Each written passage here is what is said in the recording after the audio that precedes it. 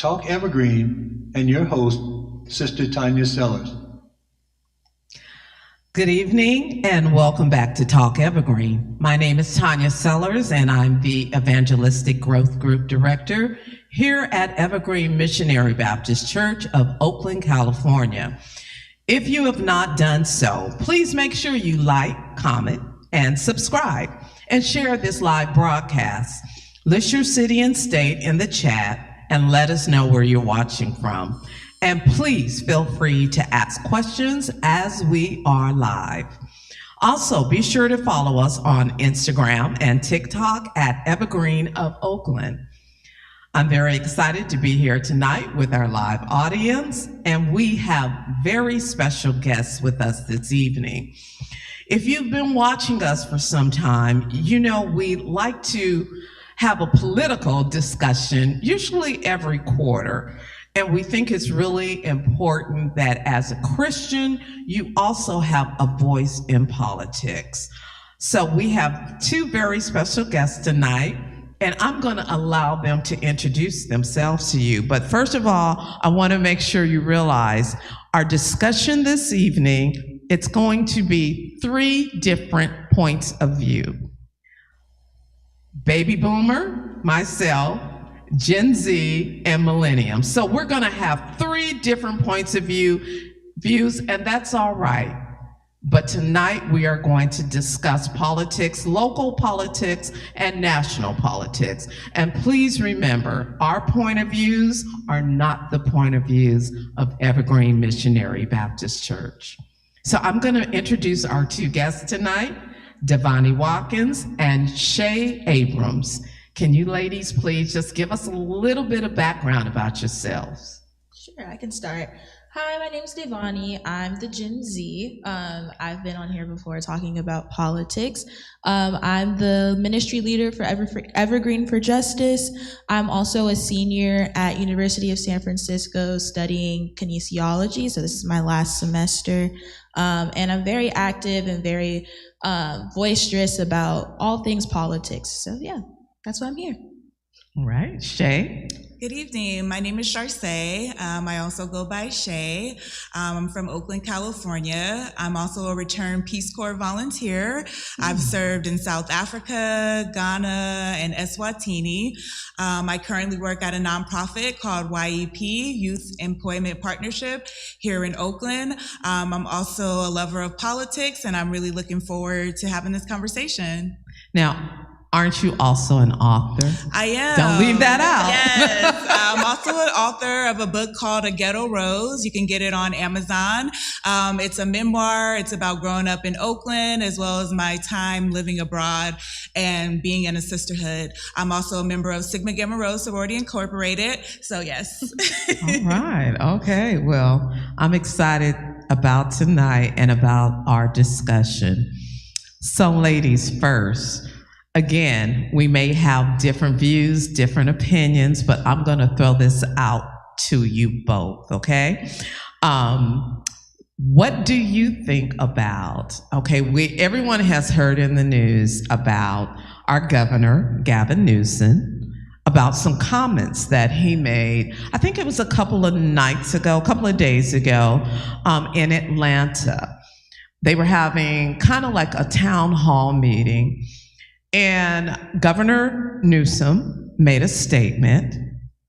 And of course, we know Atlanta is mostly African Americans, and he was being interviewed by the mayor, who is African American. They didn't show the audience, but Gavin Newsom made a comment about his SAT scores, that they were very low. And he also made a comment about him not being able to read well, that you would never see him reading a speech.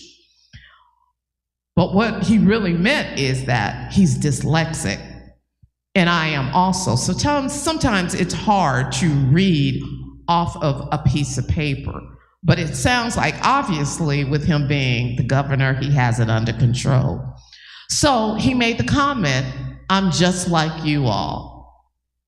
Everybody went bonkers. They took it the wrong way. So, ladies, what are your opinion? Tell me your opinion about what he said and what you thought he meant. I can start. I saw this earlier today, too. Okay. So, yeah, but definitely, I feel like he could have worded it a little bit better, because it felt a little bit tone deaf, especially with how stereotypes about Black people and us not being able to read. I feel like it's a lot tone deaf, especially talking to a majority Black population. And I feel like, yeah, your heart was in the right place, but your words weren't. And like, words cut deep more than just like us being able to read your mind, because you can't understand what you're trying to say. So I feel like I could see how he was talking about dyslexia, but on the surface area, you're not being able to like know all of that about him. It's gonna be taken as, oh, he's being racist, and he's gonna have a much more attacks. He was immediately being portrayed as being racist, likening his disabilities, I'll say, to Black people. But that's not what he was doing. But Shay, what is your take on it? I echo the same sentiments as Devani. I think it was rather tone deaf of him. I didn't think that there was any ill intended. I think he was trying to relate to people. And sometimes when you do try to relate to people, you end up saying the wrong thing. And he just minced his words, I believe. But I also think that even in saying that, he wanted to feel like he was connected. But I think that he dropped the ball from trying to make people feel connected, because Gavin Newsom is very privileged. And I think I think also saying that he's just like us was kind of a curveball, because you're not just like us. And it just shows how much privilege you have, where you have a low SAT score. And, you know, yes, you may have, you may be dyslexic as well, but the odds of an African American, you know, being able to excel so far wouldn't be the same like as it was for him. So that's what I think. Okay. Exactly. But now when they did show the audience, it was a mixed audience.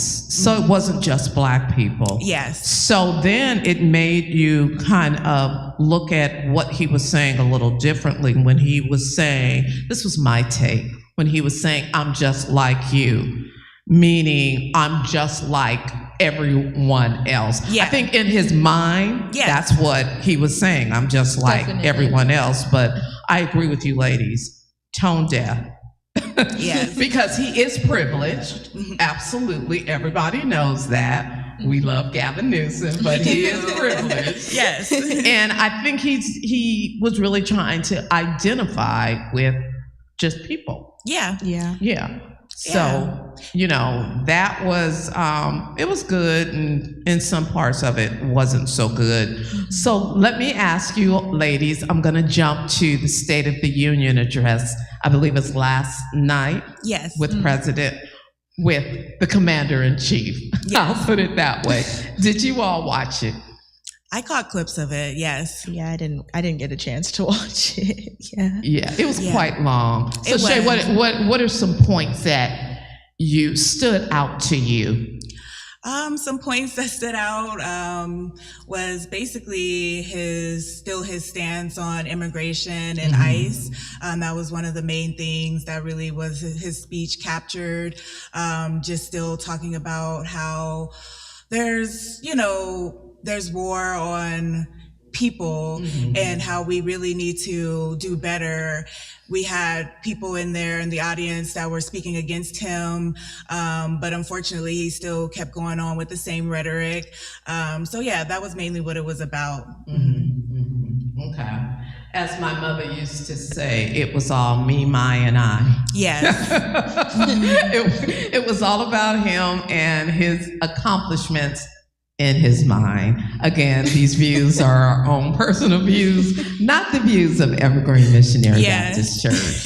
Devani, so you purposely chose not to look at it. Tell me why. Not purposely. Actually, I had to do some volunteering work for school, and then I got home late and had to do homework, and went to sleep at like 12. So Mhm. I didn't get to do anything I all wanted right. to do. Okay. All right. So it sounds like I didn't miss out on much because it sounds like it's the same thing that's been going. Yeah. Pretty much the same thing. Yeah. So how do you all think he's doing as a president? Good question. That is a good That question. is a good question. Did you say he's a good president? No, I said that's a good question. I'm sorry. That's why I'm looking at the two of you. I'm like, did you just say he's a good president? I mean, to some people, he is a I good would president. say, I would say he has his pros and cons, like any human. He is human.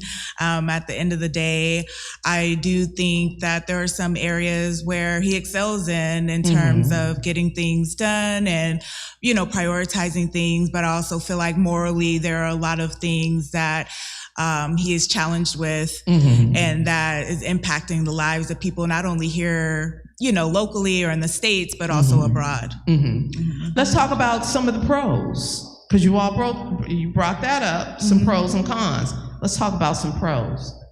What are some of the pros? It's a good question. Yeah, good question. Well, you know what? I will say one of the pros is immigration, but the way he's doing the immigration Yes. is a con. I think everyone collectively, Republicans, Democrats, Independents, we all knew that there is a problem with immigration.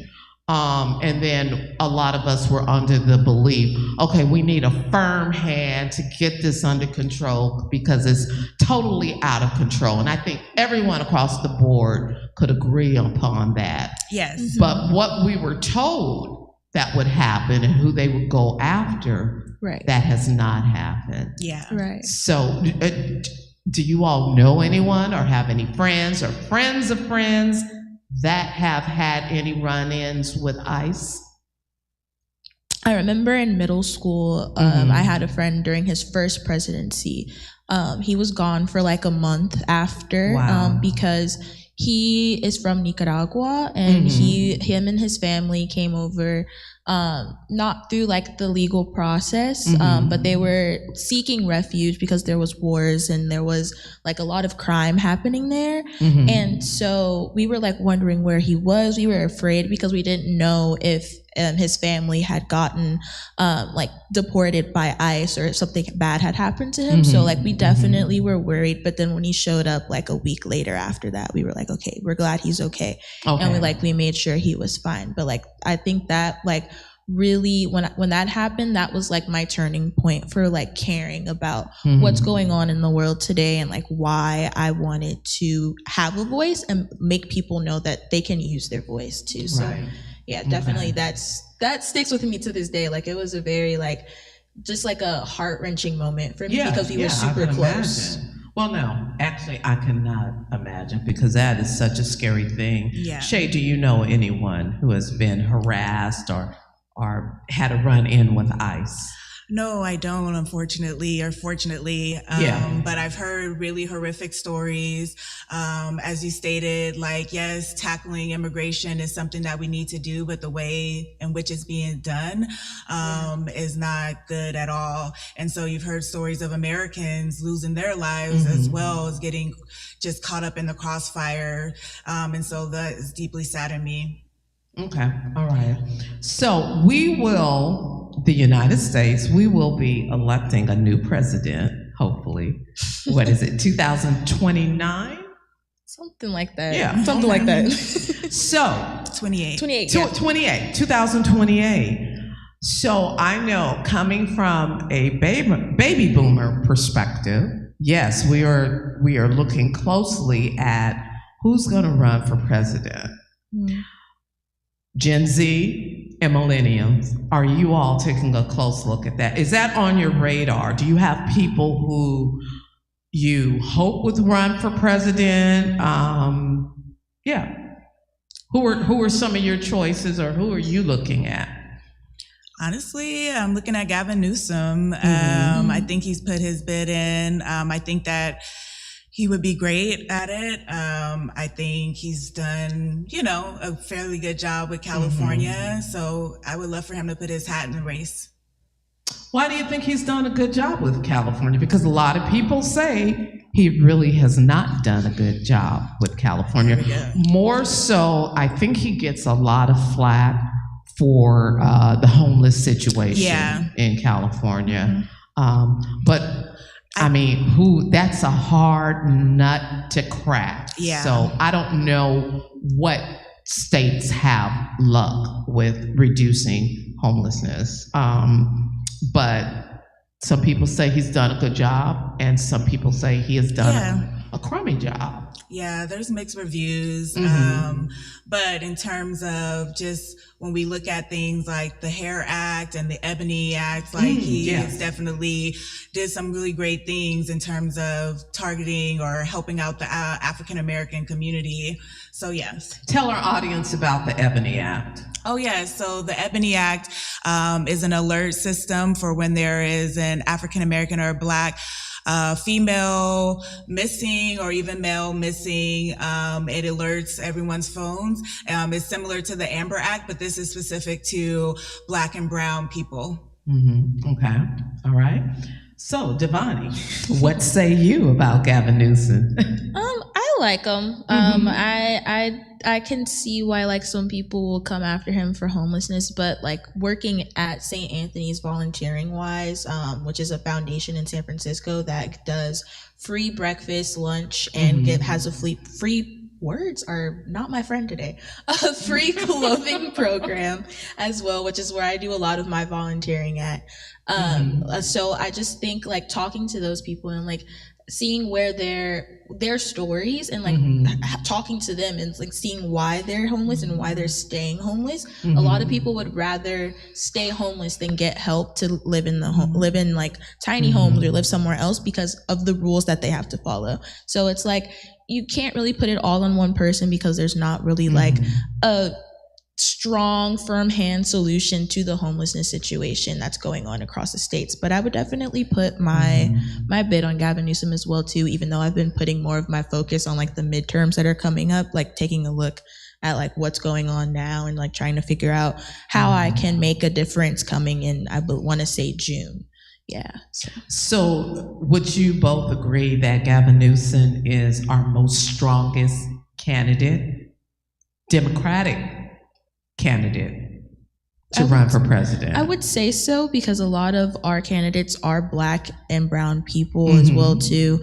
And like we've seen it with Kamala Harris, how like people were ridiculing her because she was Black, but mostly because she was a Black woman. Right. And so like the person that I would want to like actually put forward is Jasmine Crockett, but because she's a Black woman, you won't see Jasmine Crockett. Yeah. Yes. But you won't see it because she's a Black woman. And so it's like we can't really go like have that rhetoric of against like having a woman being a president. So it's just like it's very disheartening and very like saddening to see that because it's like we have a lot of young Black women who strive to be president one day. So it's like I would love to be able to live to see that change happen where a woman can be president. Do you both think that America is ready for a female president?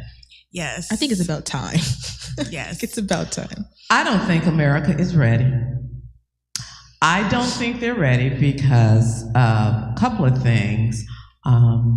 Because number one, I think America, they feel like women are not strong enough to make these decisions that will impact everyone's life. Number two, I think a lot of people believe that women are way too emotional. And there's a lot of reasons. Sometimes I have to ask myself, honestly, am I ready for a female president? But then I have to think about the fact, we are emotional. And I think that's good a lot of times because sometimes when you're making decisions, you have to be emotional instead of non-emotional making these decisions. And I think sometimes our male counterparts, they get it wrong. Yeah. Because there is no emotion in the decisions that they're making, kind of like our current commander-in-chief. Yeah. So why do you think America is ready for a female president?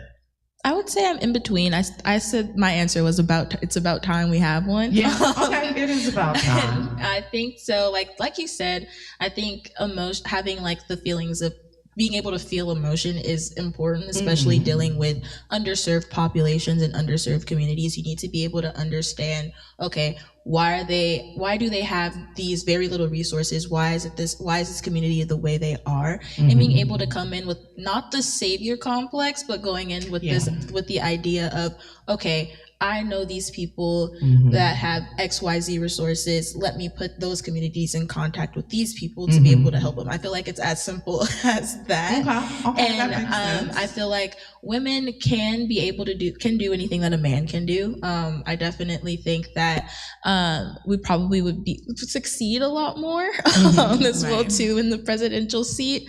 And I think being able to have that one woman to be able to compare what she did in her time as president to what the past men have did, I think we would see a difference, and I think we would see a lot more positive trends. Okay, all right. Shay, what say you? Yeah, I agree. I think that being emotional is a superpower. I think that I like that. Yeah, I think that it makes us vulnerable but strong at the same time, and it allows us to see things from different perspectives that sometimes our male counterparts can't see. You know what I mean? And so, women, we have this strength, this incredible strength that allows us to not only nurture, to not only lead, but to also be accountable and make positive change. And so I really think that that's why we should be ready for one, maybe after this election, next election. But I really think it is about time, as Devani said. I mean, and you see other countries where they've had powerful women. Absolutely. And, you know, you can just even look at the statistics and look at, you know, things like war, economics, you know, all of those things having a decline, or war on the decline and economics being good, you know what I mean? And so I just think having a woman would really prove that we are moving forward. And I say that we're ready. And maybe I say that because we are in different generations, but I feel like Gen Z, I feel like the millennials, we would want to vote for a woman president. And so we would really want to see that. Definitely. And I think it's probably the baby boomers. That's why I said we would want to see where that. we're like, woman president, I don't know if we're ready, but I mean, based on our current, yes, we are ready. What do you all think Kamala Harris, her administration or her group, what do you think they did wrong? And before you answer that, it's been said that people just didn't get to know her. They couldn't identify with her. Is that what you think happened? I think it was not being able to identify with her, and I also think that it was people looking at what she did as Attorney General and the DA here in California, and it was very much like a lot of people were like, oh, so my homie went to jail because he had illegal drugs. So, and she's the one that put him in jail. It's like, she didn't put him in jail. The law did. Like, he had to follow the law. Like, it's not. But unfortunately, that's what she was known for. Exactly. Yeah.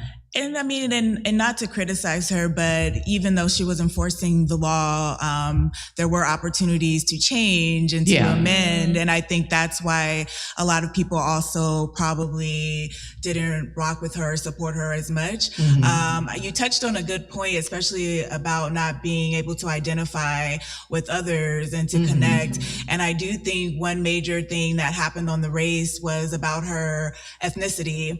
A lot of people spoke about it, but she never actually came out and spoke about or said, this is who I am, this is where, you know, who I represent. She kind of just let everyone else run the narrative of who she was. And I think that's what made it a little bit more complicated as well. Well, I never thought about that, Shay, and that is a good point, because now thinking back, she never really addressed it herself. She let other people address it to for her. To define her, to define her. Absolutely right.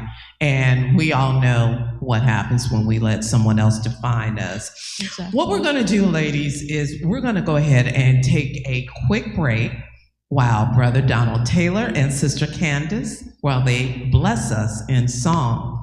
But please don't go anywhere, because when we come back, we will continue our political conversation right here on Talk Evergreen. In the meantime, we will participate in our giving. Those of us in the sanctuary will be giving, and you online can give as well. They have different ways you can give right on the screen. And remember, on Wednesdays, all of our giving goes towards our missions, where we help supply the needs of our youth that we have adopted in Ghana. So don't forget to give. Everything goes towards the mission in Ghana. We'll be right back after our song selection.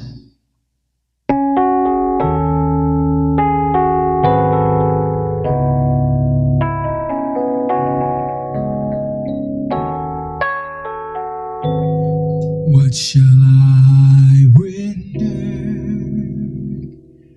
to God for all His blessings? What can I give to the one who suffered and died?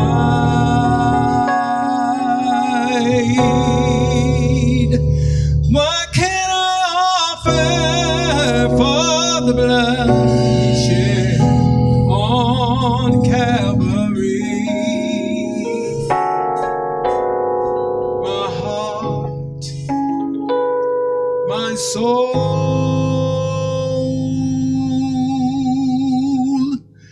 and my mind. How can I show Him that I am really grateful for all the things that He's done for me? How He picked me up and gave me new directions. I'll surrender my heart, my soul, and my mind. In all of my days, I've never seen the righteous forsaken, nor is he begging for bread. Thy rod and thy staff, oh yes, they comfort me. Thou preparest a table before my enemies.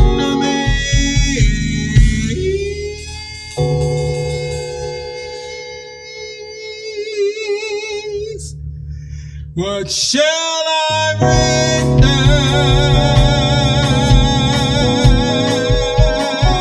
What can I give? What can I offer for the blood He shed on Calvary? I'll surrender my heart, my soul, and my mind. How can I show Him that I am really grateful for all the things He has done for me? How He picked me up and gave me new direction. I'll surrender my heart, my soul, and my mind. I shall forever lift my eyes to Calvary, to view the cross where Jesus died for me.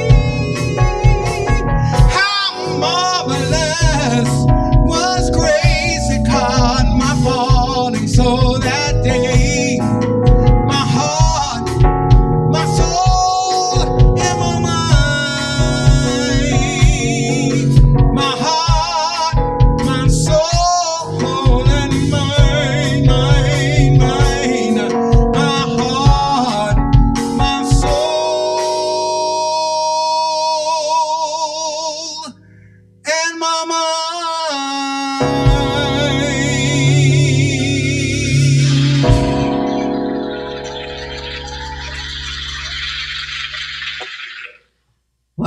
to Talk Evergreen. This is our political corner, and my two guests, Shay Abrams and Devani Watkins. I'm going to give you all a chance to ask any questions that you may have. Devani, I know you're well prepared. What are your questions? My first question is, how much power do you think each branch, especially the executive branch, should have? And then a follow-up to that is, where should the limits be? That's a hard question, Devani. I don't even know how to answer the question. Shay, I'm not sure how to answer that either. That's a really good question. I mean, I think, it's obviously we have three branches of government and it's supposed to be equal. I believe that they should have, much power, I would say. You know what? I'm not going to even try to answer it. Devani, you're going to get us in trouble, but I will say that right now this administration has way too much power. Yeah. He is a authoritarian. Oh, yeah. And no one voted for that. That is why we do have the Constitution. That is why we do have rules to go by. But his administration, they're totally behind him, and they are breaking rules, and they think nothing of it. Yeah. And the scary thing, the most scary thing is, two scary things that I think is when it's time for the next election, they're going to try to break that rule and allow him to continue to run. Exactly. And the second scary thing to me is that he's creating what I call a bunch of mini-me's. That's very scary because, say for instance, if he doesn't run, but then you have these mini-me's who are going to try to run the country just like him. Yeah. And that's why the Democrats, we're going to have to use our superpowers to make sure that we are not thrown a curveball for the leading up to the next election. That's why the midterms are so important for people to go out and vote. And unfortunately, and this is a question that I was going to have for you ladies. Unfortunately, Christians, sometimes we feel like we don't need to vote, or we don't go out in droves and vote. Yeah. How do you all feel about that? Being Christians and being involved, heavily involved in politics like you both are. How do you get that across to your brothers and sisters that it is important? Even you're a Christian, but you still need to be involved. You need to be aware of what's going on. How do you get that across to your peers? I think for me, like doing things like Bishop Brandon has, and like talking to me and having me start Evergreen for Justice is like the first step for sure. And like having, or not even just like starting a ministry, having somebody who is like a council member or a part of Congress, like he knows people who are, bringing them in and talking to us about why it's important, especially right now, because one of the points I want to touch on is the SAVE Act, which stands for the Safeguard American Voter Act. And that is current. So what that is, for people who don't know, is that it will require Americans to provide documentary proof of U.S. citizenship when registering to vote, especially for federal elections. And this prohibits states from accepting voter registration applications unless applicants present such documentation. And even if you have like the correct documentation and things like that, if you're married, you may be turned away because your married name doesn't match up with your last name that's on your birth certificate. So it's definitely like we're in some crazy times right now. So I definitely think that having that education and having someone talk to you about things like that, because a lot of people don't know and choose not to get involved with politics because it's too much and it's negative.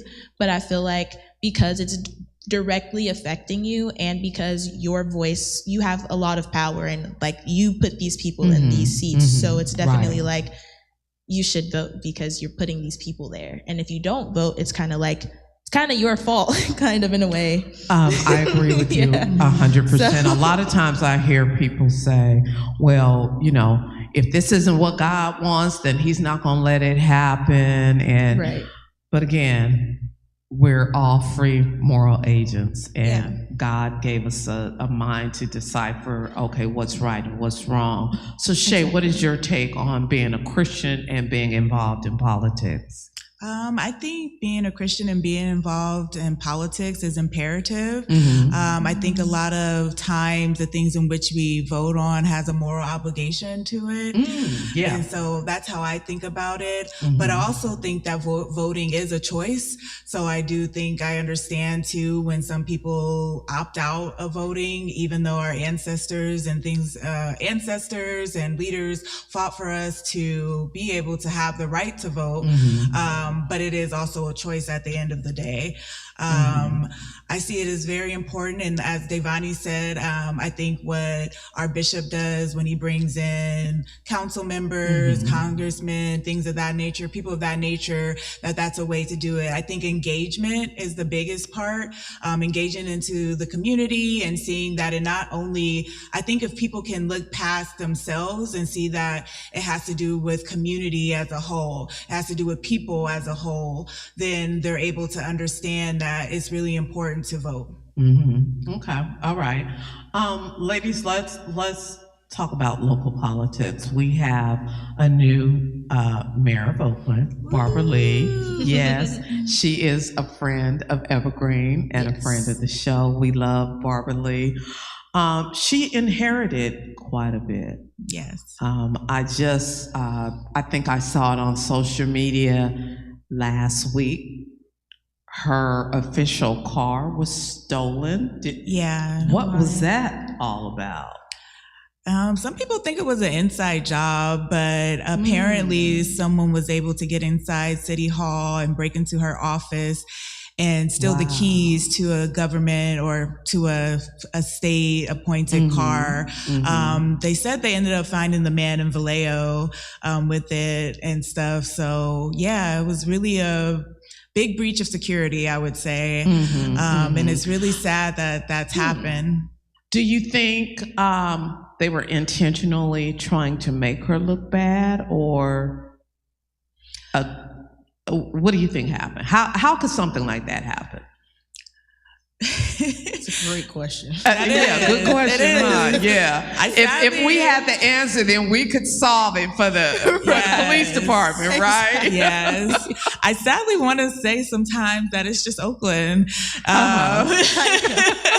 And that sometimes these things do happen and they don't actually shock us or seem odd because, cars get bipped and stolen and it's just kind of the climate. But I think it speaks to something bigger that we still have work to be done. And if it could happen to the mayor, then it can happen to anyone. And so if anything, it's just saying we need to do more when it comes to crime. We need to do more when it comes to security. We need to reclaim our streets back. That's what it says to me. You know, that's interesting when you make the statement that if it could happen to the mayor, it could happen to anyone, which quite naturally is kind of scary. That the highest person within the city of Oakland can get their official vehicle stolen. But on the brighter side, how do you all think that Mayor Lee is doing? I think she's definitely doing a great job. Definitely night and day from the last mayor we had. Absolutely. I definitely like that she is in the communities and talking to the people in those communities to see how she can service them better. I definitely appreciate that aspect of her, and I definitely appreciate her listening ear and like having conversations and sitting down. So, yeah. Okay. Shay, what do you think about Marilee? I agree. I was going to say all those things Devani said. The fact that she's engaged in the community, she shows up and she shows out. She's Yes. also Sigma Gamma Rho. Yes. So I love that about her. I think her energy is just infectious as well. Yes. She has this light to her when she walks into a room or into any community event that the room just lights up, and she knows how to command attention, but also Yes. knows how to speak in a way that's connecting people. And so I really think she's doing a really good job. Yeah. People respect her. Yes. For And sure, that is key, because if you don't have respect, then you can't expect people to follow you. And unfortunately, our prior mayor never had the respect of people, because Yeah. a lot of people didn't like the way that she had won. But that's for a whole nother show. The whole story. Yes. But yeah, Barbara Lee, she has the respect of people, and the thing is, she knows what she's doing, and I think she's great for Oakland. I feel like she's going to do some great things. I love the fact that her counterparts in different other cities, they respect her also. So I think we did a good choice, and we're just all going to have to stay behind her, and hopefully we can get the ball rolling with the city of Oakland. Well, ladies, I just want to thank you for being on our political corner, but guess what? We're not out of message, we are out of time. Be sure to follow us on all social media platforms at Evergreen of Oakland. And please do not forget to like, comment, subscribe, and please share this broadcast. Remember to join us every Sunday for our 8 a.m. worship experience, followed by our 9:30 a.m. Sunday school class and 11 a.m. worship service. Thank you all for watching, and have a blessed night. And we'll see you next week here on Talk Evergreen.